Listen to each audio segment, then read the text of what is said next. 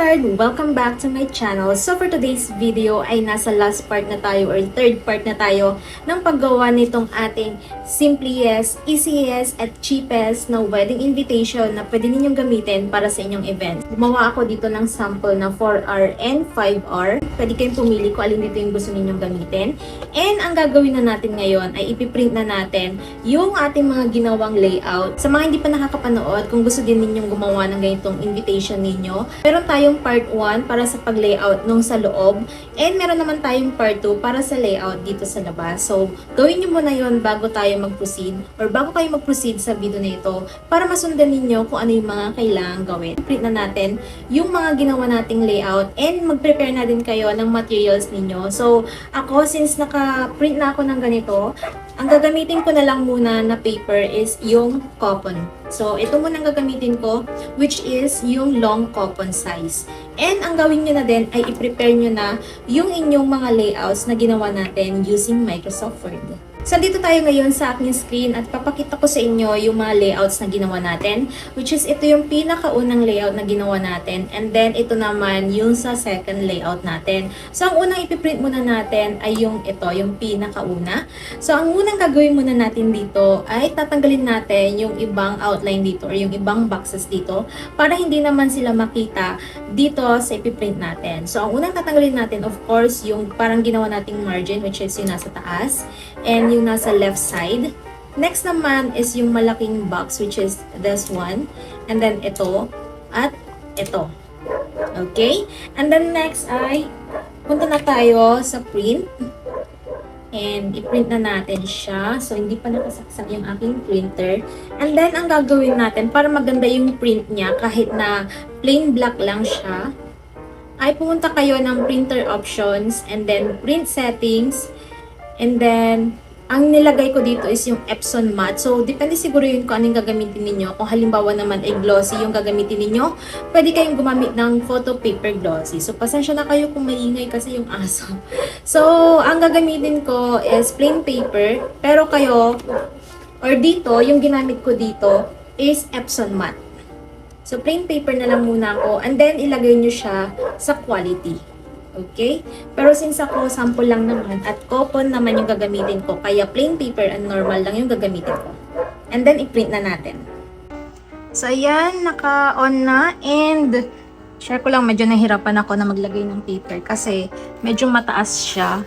Ayan. So, andito yung monitor ko. And then, nandito naman sa taas yung printer ko. And, halos kasing height ko na yung itong printer, kaya hindi ko masyadong makita yung sa likod. So, basta ilagay lang natin yung coupon or yung paper dito sa feeder ng ating printer. Ayan, so tulad niyan. And then, make sure ninyo na sagad itong blue. Ayan. Dapat i-make sure ninyo na sagad yan dito sa may paper. So, ito na i-print ko na yung sa unang layout natin. And then, ang susunod naman ay i-print na rin natin yung sa second layout natin, which is dito sa may likod. So, ayan, na-print na natin ito. And then, susunod naman is, ito na yung ipiprint natin dito sa likod ng ating pinagprintan. So, ang gagawin lang natin dyan is, una, tanggalin muna natin yung mga ginawa nating margins, which is yung nasa taas, and yung nasa gilid. Tanggalin din natin itong malaking box, and yung nasa baba. And tatanggalin din natin itong pinakamalaki. So, ito lang talaga yung may iwan dyan. Dahil kapag gugupitin na natin ito, dito tayo kukuha ng guideline natin or yung outline natin sa paggupit. So, ayan, i-print na natin. So, dati lang din or pareho lang din yung settings kung paano nyo pinrint yung sa unang layout natin. Ayan, so, printer options, print settings, and then palitan nyo lang yung sa media type and print quality. And then, i-okay nyo na.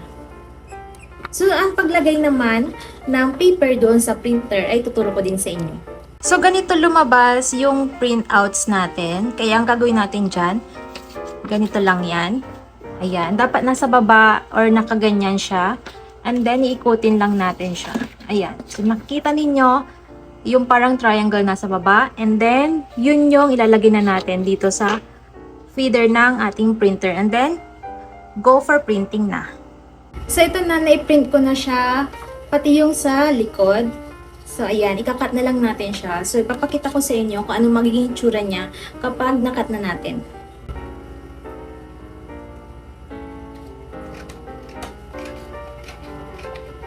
So, take note lang ha, yung pinapakita ko sa inyo ngayon ay sample ko lang ito.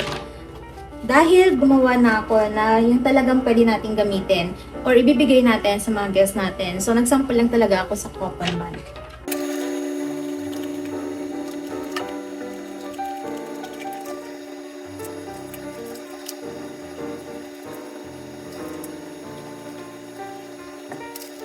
So, ayan, nagupit ko na siya. And ngayon naman ay ituturo ko sa inyo kung paano siya i-fold. Dahil sigurado na mahihirapan kayo kung saan ninyo hanapin, kung saan ninyo siya i-fold. Dahil wala tayong mga iniwan na mga lines dito or yung outline. Kaya ituturo ko sa inyo kung saan natin banda i-fold yung ating ginawang invitation. So sa pag-fold, ganito lang yung kailangan natin gawin. So from the bottom, i-fold natin siya hanggang dito sa may pangalan. So dapat nakikita yung pangalan ni bride and ni groom. Ayan, so i-fold na natin siyang ganyan. And then next naman, ayan, i-fold na natin ito ngayon dito pababa. Ayan. So, parang konting ano lang, maliit lang yung difference niya dyan.